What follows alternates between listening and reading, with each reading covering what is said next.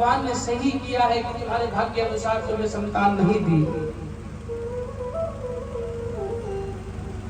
लेकिन वही वर्णन अपनी बुद्धि पर नहीं लेता और आत्मदेव जिद करता रहता है और कहता है कि देखो आज मेरा आखिरी दिन है महात्मा, अगर आप मुझे जीवित देखना चाहते हैं और कुछ कर सकते हैं तो कृपा करके मुझे ऐसा उपाय बतलाइए जिससे कि मेरे संतान हो सके।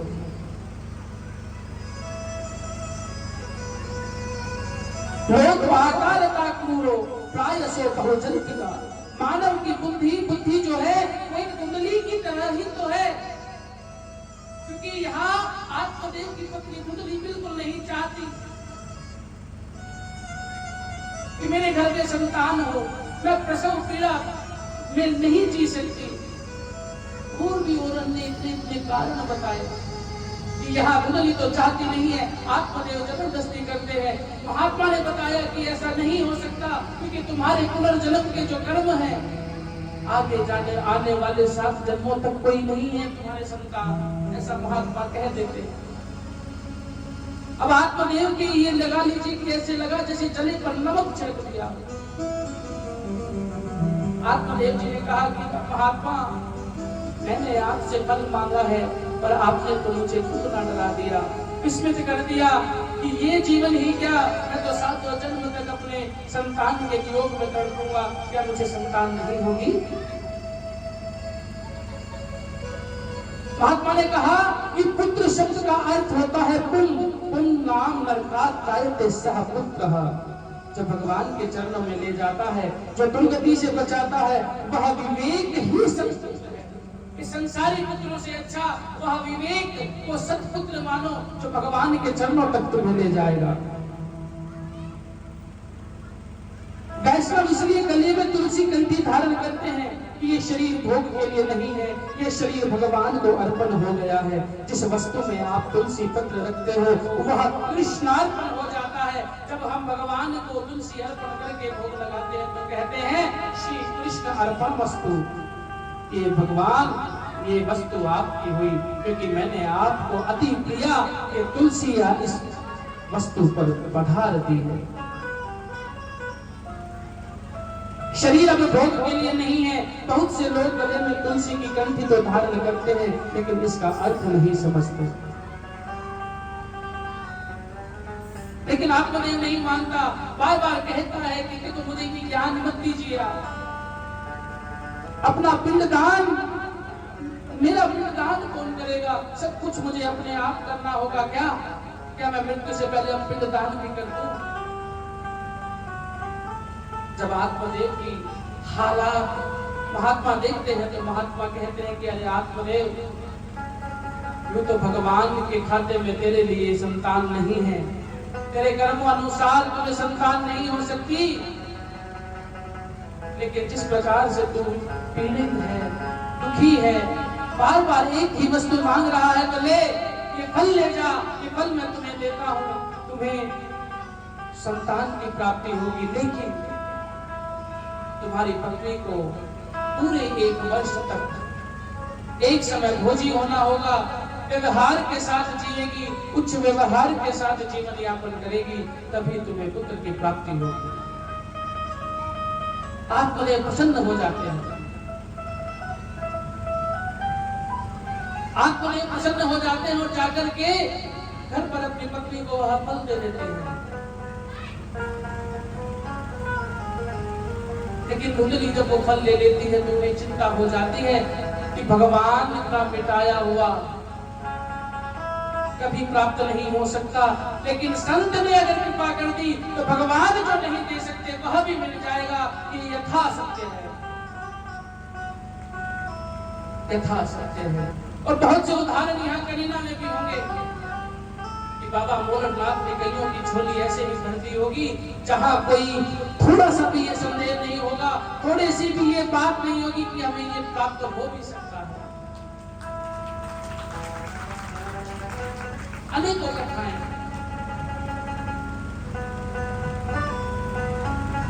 मदन मोहन दास जी नाम से एक महात्मा है, वृंदावन में आज भी मधुद्वीप के आश्रित होकर के वो जीवन यापन कर रहे हैं। बहुत अच्छे और सरल महात्मा है।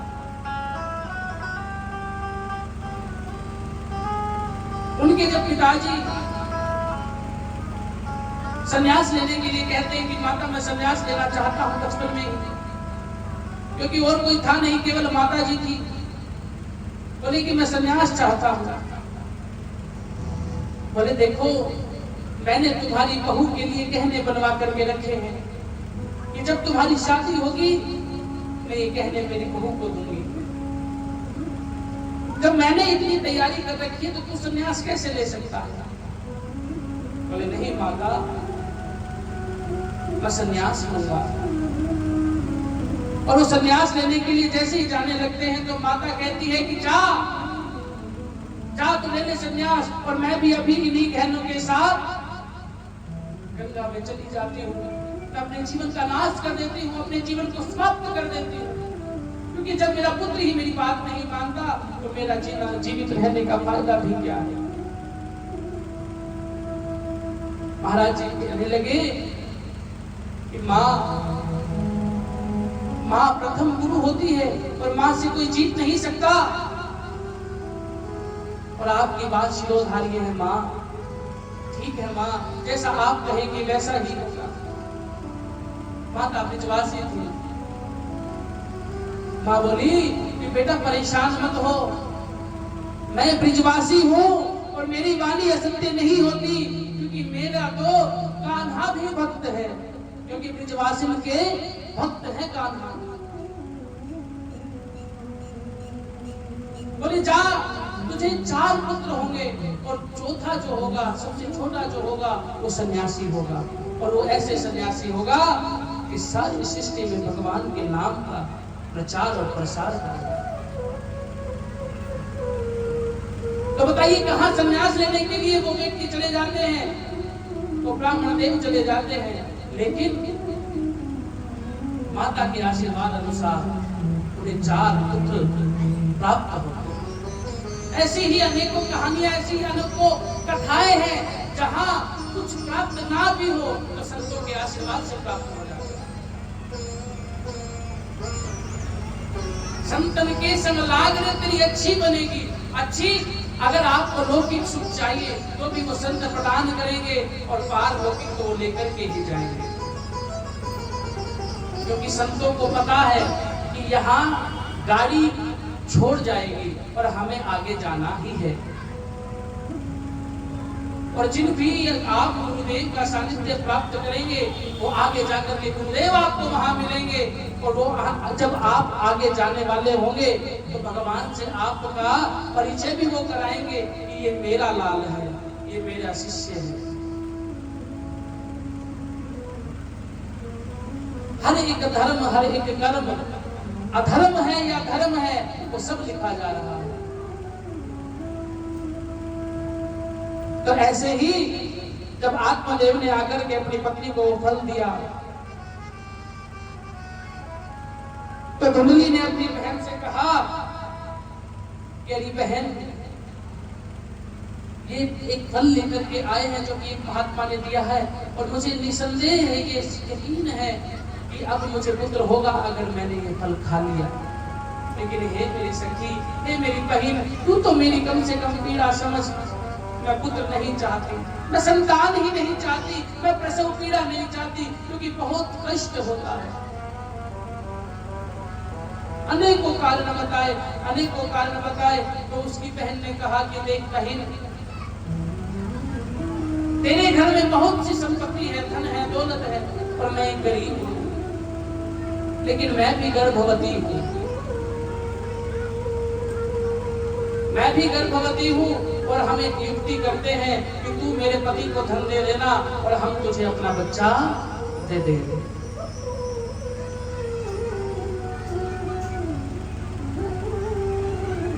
अब धुंधली अपनी बहन की बात मान लेती है, और कुछ समय जब बीत जाता है, लेकिन उससे पूर्व उसकी बहन कहती है कि जो फल है ना, तो ये खाना मत। यहाँ हम संत का चमत्कार देखेंगे कि सत्य होता भी है कि नहीं। तो ये फल एक गाय को दे दे। किसको दे दे? एक गाय को दे दे। धुंधली उस फल को गाय को प्रदान कर देती है, गाय माता खा लेती है, और इधर जब समय अनुसार समय बीतता चला जाता है और उसकी बहन जो गर्भवती थी उसको बच्चा होने वाला होता है। इसी बीच उन्होंने एक युक्ति भी बनाई कि समाज के अंदर यह तो कर दिया कि धुंधली भी गर्भवती है और उधर उसकी बहन भी गर्भवती है। उसकी बहन ने युक्ति बना ली कि मैं अपने गांव में अपने परिचितों को, अपने परिचितों को, अपने परिवार में कह दूंगी कि मेरा पुत्र, मेरी संतान गर्भ में ही समाप्त हो गई और इसका जन्म होते ही मैं अपने बच्चे को तुम्हारे यहाँ भेज दूंगी। और जैसा उन्होंने युक्ति बनाई थी बिल्कुल वैसा ही किया। इधर जब वो बच्चा आ गया रात्रि के प्रहर में तो धुंधली ने यह खबर आत्मदेव तक पहुंचवाई कि सहकुशल प्रसव हो चुका है और धुंधली ने एक बच्चे को जन्म दिया है। जात कर्म संस्कार ब्राह्मण देवता ने किए और उस बच्चे का नाम रखा गया धुंधकारी। क्या नाम रखा गया? धुंधकारी। क्योंकि धुंधली ने कहा कि मेरे पुत्र का नाम मेरे ही नाम के अनुसार होना चाहिए, तो वो धुंधली और वो धुंधकारी। इधर आत्मदेव बड़ा प्रसन्न हुआ क्योंकि बुढ़ापे में जो संतान मिली है, प्रसन्न तो होना ही था। और वो केवल भगवान से एक ही बात कह रहे थे, जैसे जब हम सब अपनी मनोकामनाएं पूर्ण होने पर हम भी भगवान से एक ही बात कहते हैं कि मेरा आपकी दया से सब काम हो रहा है। हो रहा है कि नहीं? अगर हम लौकिक सुख की प्राप्ति देखें तो बच्चा जब जीवन भर मेहनत करेगा तो खुशी प्रसन्नता तो बहुत होती है कि मेरे बेटे ने खूब पैसा कमाया और उसकी बड़ी बड़ी कथाएं कही जाएंगी दूसरों के सामने। लेकिन अंत में एक ही बात हृदय से निकलती है कि आज मैं जो भी हूँ ये मेरे गुरुजनों का आशीर्वाद है। आज मैं जो भी हूँ ये मेरे नगर देवता बाबा भोलेनाथ जी का आशीर्वाद है। अरे मेरा आपकी दया से सब काम हो रहा है। मेरा आपकी दया से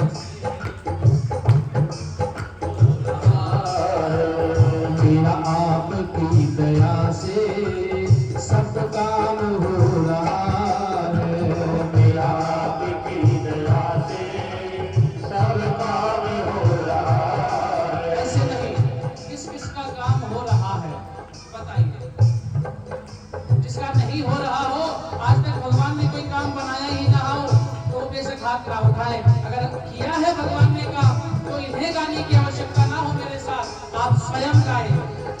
हाँ, मेरा आपकी कृपा से सब काम हो रहा है। सब काम हो रहा है। हर करते हो तुम कन्हैया मेरा नाम हो रहा है। करते हो तुम कन्हैया मेरा नाम हो रहा है। करते हो तुम कन्हैया मेरा नाम हो रहा है। करते हो तुम कन्हैया मेरा नाम हो रहा है। मेरा आपकी दया से सब काम हो रहा है। मेरा आपकी दया से सब काम हो रहा है। जय जय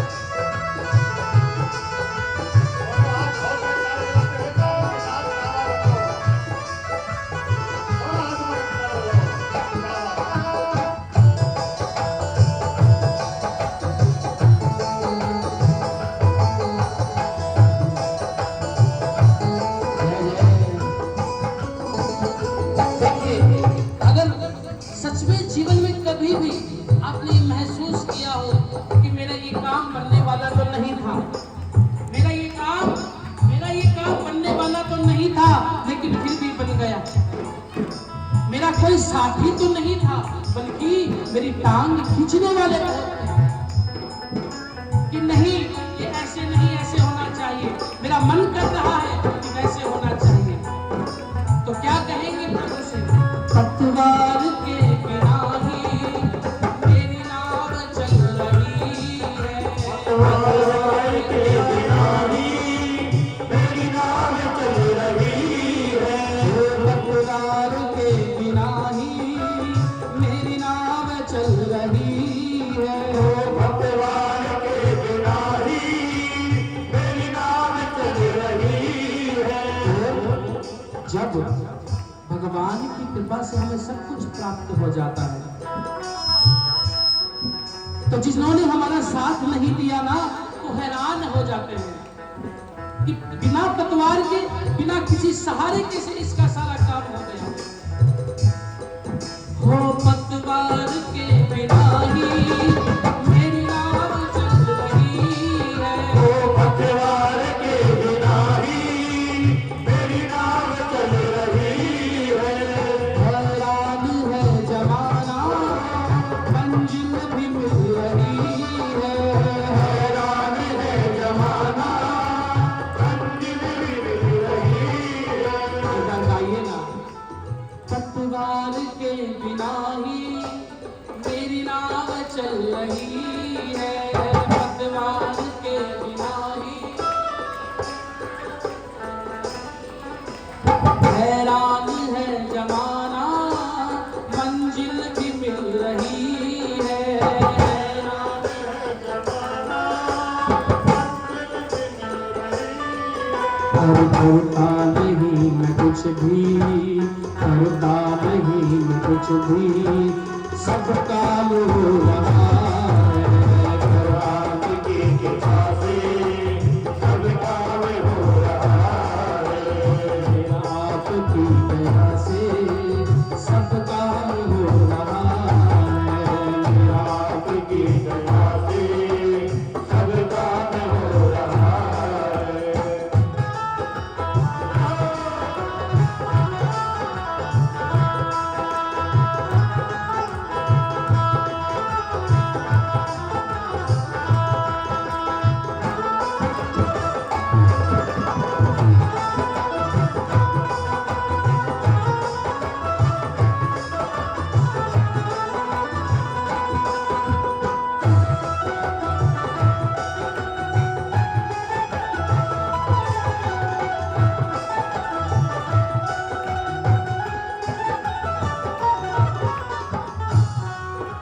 प्रभु से हाथ उठा करके अपने आप को समर्पित कर देना चाहिए। कैसे? तुम साथ हो जो मेरे, किस चीज की कमी है, तुम साथ हो जो मेरे, किस चीज की कमी है? तुम साथ हो जो मेरे, किस चीज की कमी है, तुम साथ हो जो मेरे, किस चीज की कमी है? किसी और चीज की अब दरकार ही नहीं है, किसी और चीज की अब दरकार ही नहीं है। किसी चीज की अब कोई और दरकार नहीं है। मैं कुछ नहीं चाहता, मैं केवल चाहता हूँ आपका प्रेम चाहता हूँ। भाग्य बिहारी, हे मुरली वाले, हे गोविंद, हे गोपाल, मैं केवल आपका प्रेम चाहता हूँ। तेरे साथ से गुलाम अब, तेरे साथ से गुलाम अब, गुल काम हो रहा